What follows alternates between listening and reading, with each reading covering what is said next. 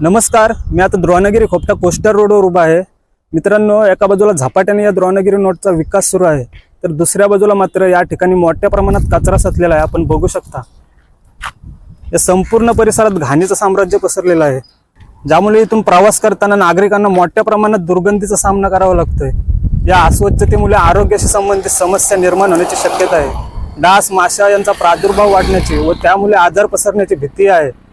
या ठिकाणी साचलेला कचरा पशुपक्ष्यांसाठी देखील घातक ठरत आहे, तर संबंधित यंत्रणांनी या विषयावर लक्ष देणे गरजेचं आहे. मी या बाबतीत या अगोदर सिडको, एमपीसीबी, तहसीलदार, कलेक्टर यांना अर्ज देखील केलेले आहेत. 3 आठवड्यापूर्वी माझी सिडकोच्या अधिकाऱ्यांशी या विषयावर चर्चा देखील झाली.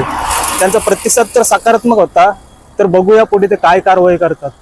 कारण दररोज या ठिकाणी मोठ्या प्रमाणात कचरा टाकला जातोय, काही प्रमाणात काढतात सुद्धा, पण मुळात या ठिकाणी कचरा टाकणे चुकीचे आहे. कारण या मुख्य रस्त्यावरच कचरा टाकला जातोय.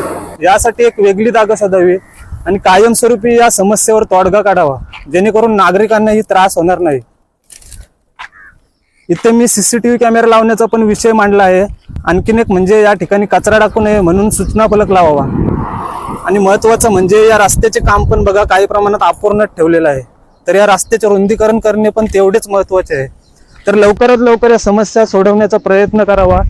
जय हिंद, जय महाराष्ट्र.